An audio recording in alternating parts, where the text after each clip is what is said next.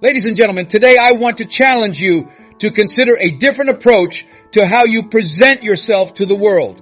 We live in a society where we are often defined by what we do, our careers, our accomplishments, our titles. But what if I told you that there's more to you than just your job or your achievements? What if I encouraged you to look deeper beyond the surface and discover the essence of who you truly are? Never telling people what you do isn't about hiding your accomplishments or your career. It's about recognizing that your worth extends far beyond your professional life. It's about embracing your passions, your values, and your dreams. The things that make you uniquely you. There is no such thing as easy. It's challenging. Life is difficult. You know, it's difficult to be told you're fired after 17 years of employment at 49 years old and given a week's worth of severance pay. You had to begin the process anew. When your spouse passes away suddenly while you are married, raising young children, and your children are crawling, it might be difficult. Handling life's traumas alone is difficult. When you put everything you've got into a project and it falls short, it can be difficult. Both your own and other people's money are lost. It's challenging. I lost my job and it was difficult to locate another one. I borrowed money, which was unpleasant and degrading. And even though I promised to repay them, I was unable to do so. It's difficult how other people perceive you and react to you. It's really challenging. It is degrading. Here's what I found that you encounter throughout life. That you will experience things and that you won't be able to comprehend why you're experiencing them. You carry out your assigned tasks. It is your task to construct something. It is expected of you to produce something. I have no idea how to proceed. Learn and take on any necessary tasks. Simply venture outside. You might be able to obtain your desired outcome. If you want anything, you have to act on your desire. You must be open to trying new things. You must be prepared to lose. In order to thrive, you must be open to establishing and cultivating new connections. You are the one. You are responsible. You have to put that into action. Nobody is going to present it to you with a silver platter and tell you that your dream has come true. No, it's not easy. It is difficult indeed. Yes, it is challenging. Yes, it's also worthwhile. Although you have no control over what happens to you, you do have control over how you respond to it. You see, 90% of life is what you do with it, and 10% is what happens to you. You see, you become irate when you encounter haters. You have a setback and become angry. You become upset because you are misdirected. You become irate due to a detour. That is merely soil. You become enraged because they are mentioning you. That's soil. You get upset because your mother passed away. That's soil. Show me something nonetheless that has developed into something lovely and is free of dirt. You see, you become uncomfortable when you have dirt on you, but dirt is necessary for development. Since dirt is more than just dirt, fertilizer is made of dirt. Nutrients are found in dirt. You get the strength to see your seed through the dirt. You see, in order to overcome something, you have to have dirt on you. All that is lovely that you see begins as a seed, but that seed needs soil to grow. To become what God has for you, you must have dirt on you. As you face life's obstacles and learn to accept whatever comes your way, don't back down. Instead, take a step in the direction of your goals. Avoid trying to dodge it, as most people would. You see, most individuals desire ease. Look, easy to come, easy to what? See, easy to go. But when you approach what you have to deal with and you deal with the challenges it presents, when you handle the difficult things that are close to hand, when you make the difficult decisions that you don't want to make right now, when you learn the things that you don't like to do, you realize that this is one of the hurdles you must jump through in order to get where you want to go. And I'm telling you to just do whatever it takes. If you don't, life will hit you hard until you give up. You need to be religious. You must have confidence in yourself. You must have faith in your skills, in your business, in your ideas, and in your ability. You definitely need to have trust. Additionally, having faith in God allows you to be patient because things won't happen as quickly as you'd like. There are going to be a lot of unexpected events that occur. As a result, you must deal with and manage it as it arises. Additionally, you are motivated to act by your faith and patience. You must continue to move and to work on the project when you're pursuing your ideal job. It was often stated that the sweeter the win, the harder the battle. Oh, you find it sweet. You find it satisfactory. Why? See, the journey you take is more significant than the destination when things are difficult and difficult. That is much more significant. You're a different person when you wake up in the morning, look in the mirror, and materialize the sort of person you want to be. The character you create, the courage you find, and the faith you're manifesting. You have a distinct spirit when you walk. People are aware of that. You've accepted life as it is, and you know what it is. Yes, it was difficult, but you persevered through it. When you decide to live your life according to your own desires, just be aware of this. Since the people in your life, your family and friends, do not share your vision, they will, more often than not, be the first to try to persuade you out of your life goals. Just those with the ability to see the unseen can accomplish the seemingly impossible. You should not give up and stop doing the things that God has given you in your mind and spirit just because someone else can't see what you see. All people dream. You can't obtain counsel on what to do with your life as much as you'd like to be able to listen for a little while because someone is going to offer you a diamond, but nobody knows but you. No one has any idea who you are. There are moments when you truly don't even know who you are. You must take your chance. It's also true that not everything will go as planned, no matter how much you want other people to agree with you and your dreams to be supported. People will assist you, but you have to do it on your own. And once you start things off, others will follow suit. However, no one else will believe if you don't. It's a lonely, lonesome, frightening, and dangerous endeavor to pursue your ambitions. You can't hold off till someone believes you can succeed. It's a solitary, unsettling, and risky endeavor. How many changes happened in one, really? Regardless of our desires to believe or think otherwise, 2020 brought about a change in all of us. My life was altered. My perspective shifted. My discipline and habits both changed. I've changed from who I was. I would like to know whether anyone here can claim with certainty, based on your behavior, that you are not who you say you are. Some of you are even viewing this now. You realize that in less than a year, everything in your life has changed drastically, and it was not what you anticipated. That was not what you had planned. You were unaware of the impending changes, assuming that the inquiry is whether you change for the better or worse. Because while everyone evolves, not everyone gets better. People in success are able to adapt to changing circumstances. They don't become complacent and keep doing the same thing year after year in the same manner. They are continuously assessing their current situation. They alter in order to get better. We must be receptive to change. Our stubbornness must not cause us to give up on trying new things. This explains why a lot of individuals lack enthusiasm. Their lives are devoid of novelty. They pull back every time a chance for change or promotion arises, since they aren't accustomed to it. They aren't aware that's what's preventing them from progressing further. Something in my heart changed. I had a mental shift.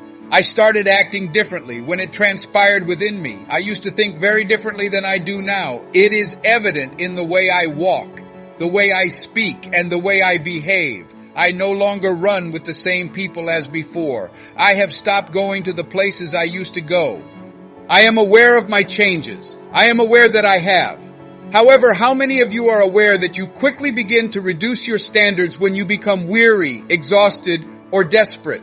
Like, have you ever had extreme thirst when waking up in the middle of the night? Have you visited the refrigerator? When you open that refrigerator, you feel as though you've entered paradise, because when you're very thirsty, you'll drink anything. A few of us have been on the religion path for some time, and we've grown weary of it. However, it's not a good idea to make important judgments when you're fatigued, because you'll start lowering your standards. Some of us in this room have made do with less than ideal circumstances because we chose to forego an everlasting reward in favor of instant satisfaction. The first thing a leader requires is unflinching courage, according to Napoleon. I'm not sure if I completely agree with the part about being unshakable, because sometimes we have moments of courage when it bends but doesn't break. Courage grows, but occasionally doubts creep in. So we have to dig a little deeper to discover the courage that faces our fears and doubts. Therefore, I would probably have a little discussion with Napoleon about this steadfast courage. Courage can falter from time to time, but as long as it persists, it will ultimately be there to serve you. the guts to take on challenges you never thought you could, the bravery to venture into a possibly strange area, the guts to strike up a conversation with a stranger, the kind of courage that comes from trying to run a meeting, giving your first testimonial, and solving difficulties you weren't able to solve before, the bravery to act when things aren't going your way, the strength to stand up when things seem bleak in your corner. Apparently, yes, there are moments when that kind of fortitude falters a little because doubts assault us all. It's a fact of life that we all occasionally experience little fears. However, faith is essentially about that. That is the essence of courage. To support us when our doubts are not helpful. Bravery to face our doubts and faith to face our fears. Second, self-control is of course the fundamental quality of life itself, according to Napoleon, because there is a fight going on inside each of us. It is a reality that exists in the world. The struggle is between health and illness, liberty and slavery within our own bodies, conflict between light and dark, or between right and wrong. I refer to it as conflicting opposites. And you know that this exists the moment you are born, the moment you find yourself, the moment you realize you are on a spinning planet headed somewhere. We must push the negative aspects of our nature to the side and allow the positive aspects to thrive if we are to live in a civilized community. Don't be shocked if God places new possibilities in your path in the days to come.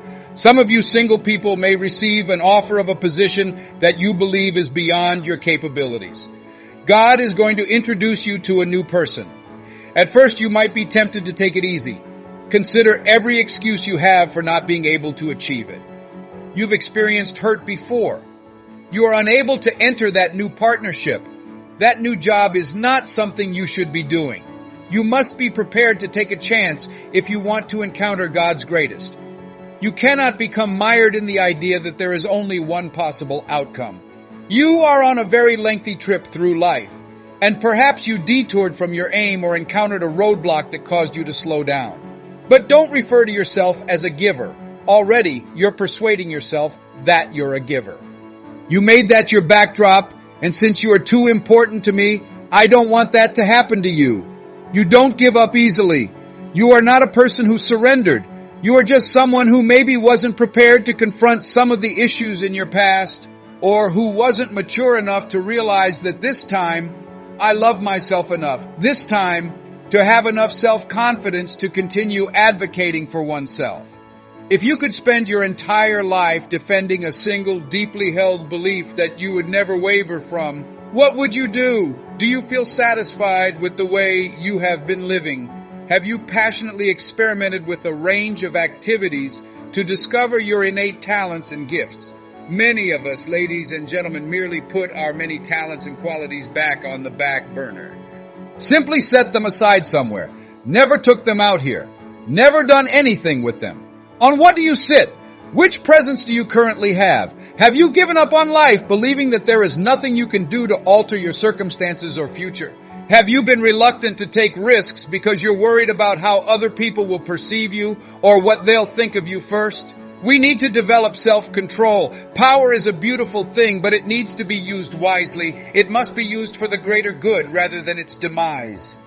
Being a strong leader and setting the finest example, therefore, requires self-control. The contrast between controlling your dark side and maintaining control of your temper. The finest illustration of word choice wisdom and avoidance of carelessness. That level of command. Control your cravings and your hunger to ensure that they align with the good rather than the bad aspects of life. He continued, a leader needs to have a strong sense of justice. How we learn to know how very true justice is. You know, there were times when we were young and certain things happened to us or were done to us. Someone had wronged us, something told us, and that wasn't right. Our sense of good and wrong exists in us, and it gets underway early. Then, in order to cultivate a sense of justice, fairness, and being on the right or positive side, we must have the awareness of when to use what is right and wrong. One needs this sense of fairness in order to minimize their mistakes. Justice must be served. What's fair when we're creating an organization? What makes a balance good? In order for everyone to have an opportunity to fit inside this framework of justice, fairness, and what's right, There are some laws and regulations. Enterprise cannot function without it. If not, we have what is known as anarchy in the political sphere, where justice is lacking, when using force is necessary. The rule of the day is power. Power, not the rule, not the law, not what's right. And we would all deny that the past 6,000 years had been a tragedy. The governments that use coercion rather than democracy and intimidation rather than freedom. And we are all aware of the horrendous cost of that. However, it has an impact on politics everywhere, not just in a nation. But even in business, it has a cost. In school, it has an impact. Working on a team with someone who is unfair, or when the leadership is unjust in the way they administer justice, wears you out. It is accurate to say that they have a strong sense of justice, fairness, and righteousness. We have to pick up some knowledge along the way. As you may have noticed, you didn't have it all the first, second, or third year. Even now, after all the years I've spent as a human and a business person, we're still attempting to make decisions about what's best, fair, and right in order to maintain balance in our lives and lay the solid groundwork for the future. He said, here's another one. Decision's definitiveness. Opportunity is stolen by indecision. Should you remain undecided, the chance may pass you by. If you're not sure what to do today, the day may pass you by and you won't be using your full potential for effectiveness. Possess a solid plan and some ideas. As expected, the day ends. And you say, let's see, what should I do now in the morning? You say, hey, time's getting away from me in the afternoon. Now what should I do? And now it's lost most of the day. When I'm aware that something needs to change, I make changes to it. Over the past 3 years, I've had people come out to me who have listened to the podcast. One of the key takeaways from those interactions was the need to take action. These are simply regular folks, but they're regular people who realized something needed to happen, took the decision to change, and followed through on it. You too are capable of doing it. Make a change if you want to, or if you have something to modify. Now make the change. Look at something in your life where you can admit, hey, I know I've got a problem with being late. I have to deal with my procrastination. I have to take care of that. Causing an imbalance in my life where I'm not spending enough time working on myself and instead spending more time socializing or watching television. You see, most individuals work on their employment for longer than they work on themselves. And the human mind is the source of everything we are able to create, accomplish, or materialize in life. Guys, we tend to become sidetracked by things that are either beyond our control or unimportant to achieving our objectives. I would want to ask you all to perform a small favor for me tonight. Could you please write down the things you spent most of your day thinking about that prevented you from becoming the person you want to be? Were you concerned about another person's actions? Something over which you have no control? Or was it something that hasn't even happened yet that caused you stress? Did you send yourself bad energy because you're anxious about something you're afraid of? Additionally, I would like you to list the things you worked on today that helped you become the person you want to be. Have you eaten properly? Have you worked out today? What areas of your life did you concentrate on today that you know would help you become a better version of yourself, that you will be able to surpass your performance from today to tomorrow? You now have the honor of having a choice. This year doesn't have to be exactly the same as last year. You can rip up and create a fresh plan from last year's. Here's where we make a choice about what it means to be a human. To strive for everything that we were designed to be or just part of it. You can choose to acquire 10 skills or only one. All of this is up to personal preference. And you should know 4 things to do when someone says no. You have to stand up to all of that because this is about your dignity. Furthermore, you don't want to undermine someone's dignity by making them feel hesitant to follow through on the odds. We now have issues, not using escapes for the majority of the day. You didn't make those judgments early in the day, which is why it doesn't work for you. Sometimes the choices we make in our formative years have a lasting impact on our lives. The choices you make early in childhood regarding the course of your life are quite significant. Indeed, time passes and sometimes the opportunity is reduced if you ignore them and don't make them. And occasionally, you have to spend a lot of effort now making up for not making those early choices. Thus, The choices are made first thing in the morning. It's the choices made early in the month.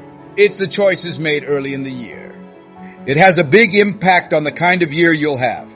Sometimes the choices you make in the first few years of your marriage will have a lasting impact on the union. The choices you make when you first perceive an opportunity, what you do with it, how far you take it, and what will matter to you in the future are the ones that matter. Those are crucially critical initial decisions. Then, in order to overcome our errors, we must make bad decisions that we can later amend. Naturally, everyone has the potential to make poor choices. And we say, that decision cost me too much. It cost me a lot of time, money, and maybe a good relationship. Or it cost me a chance to be productive at the end of a year, a week, a month, or a few years. However, you still have the opportunity to employ fresh decision-making authority to make up for past mistakes resulting from poor decisions as long as you're alive. We're all able to take advantage of that. But I believe Napoleon was also correct in this regard. To ensure that you don't miss out on the opportunity, you must make decisions with conviction. Profit from it. This is the following one. Napoleon Hill emphasized the significance of having clear strategies for a competent leader. Thus, this is what you ought to do. The absence of plans caused you to lose a week or two, a month or two, or perhaps a year, and only be 10% as effective as you could have been. It's time to put an end to all of that and start planning. You must have some plans for your household, don't you? Your family must accompany you. Don't overlook them. Finding the right balance when creating our plans is something we all struggle with in order to avoid regrets at the end of the year. I worked on that for much too long. I overspent on purchases. If that's the case, how can I say, make sure not to do it again? Make some better arrangements now, so that by the conclusion of the following year, you won't be sorry. 5 years from now, 4 or 3, 5 years from now. Now, though, your plans. You need to have a solid resource management plan in place if you want to be financially secure and be secure no matter what occurs. One more regarding the plans, and that's the game plan for your own growth. The goal is to surpass last year's performance this year. Make a plan to enroll in classes, go to workshops, and do everything within your power to demonstrate personal development. Not just progress in terms of money, not just the acquisition of additional homes or cars, but also advancements in personality, communication skills, interpersonal skills, and the ability to use influence to multiply one's power by 5 or 10 in comparison to its previous state. Those kinds of planning are necessary. A strategy for developing oneself and growing personally. Next, Napoleon Hill once said something wise. It was a good mindset that my father had and shared with me. This is what he stated too. An effective leader consistently goes above and beyond what is required of him. What a wonderful way of thinking. This is the practice of going above and above what is compensated.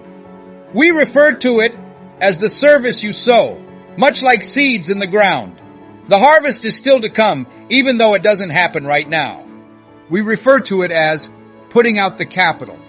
In the world of commerce, going above and beyond what is required of you indicates that you're positioning yourself for advancement, as going above and beyond shows you've made an investment.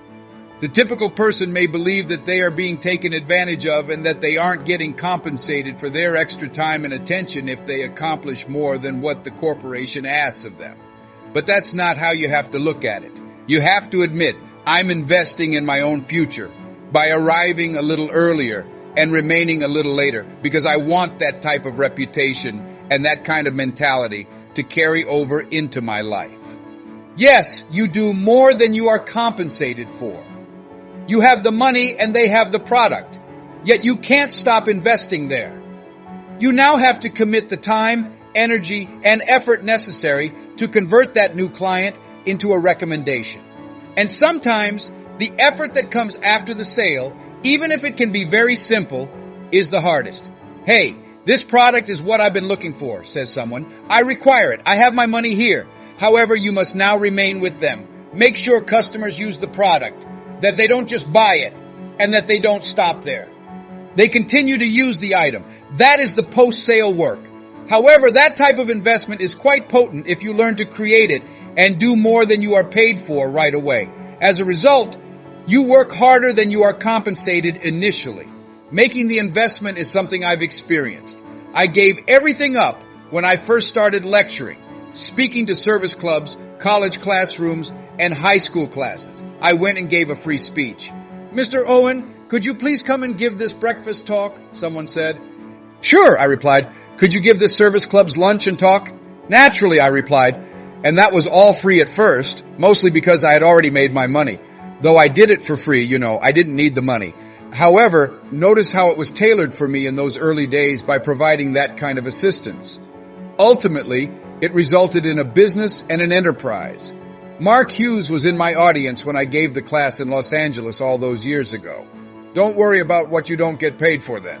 Simply provide the service with the expectation that it will be multiplied in the future. Should you own such a habit or philosophy? Napoleon Hill then discusses personality. You must have an endearing disposition. Your personality is made up of various elements. Your professional personality is the first. You are aware of the conduct and mindset that are necessary, particularly while interacting with the public. There are certain things you can get away with being a little irresponsible. Perhaps in private, but in public, where it matters so much for your income, it matters so much for developing your brand and future business. However, keep in mind this as well. To make your personality work successfully for you in public, you cultivate it in private. Occasionally we have the wrong impression. When I had 1,000, I will be more cautious, but with these few, I may be thoughtless. But you see, that's not how it works. You will unintentionally include a few that are careless in your presentation to 1,000 people. "Well, I'm only talking to 2 people, you reply. It is not really important, when it counts most, that is. Because if you practice there effectively, you'll be able to draw others in and utilize your personality and charisma to encourage them to listen to you and join in, the type of personality that makes you want to spend time with them. They're not like the others. They don't have the same personality as the typical people I encounter in my daily life. However, you must rehearse it behind closed doors.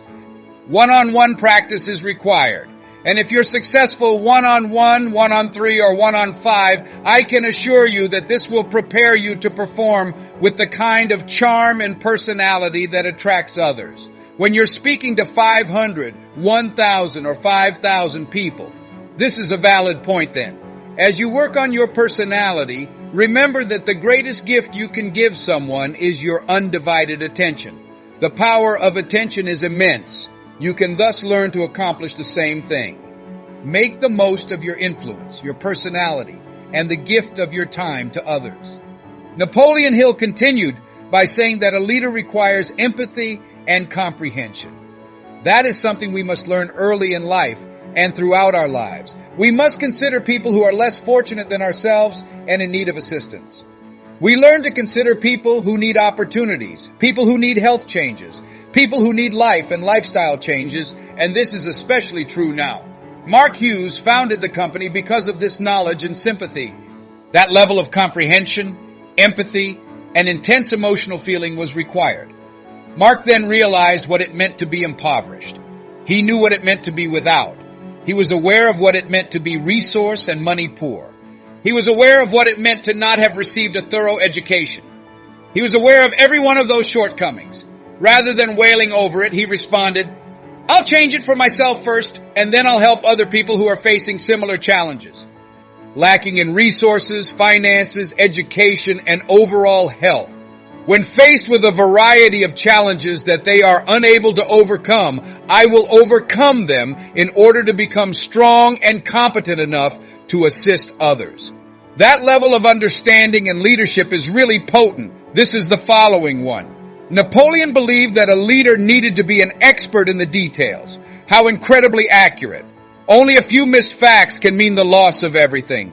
Details are where the drama lies.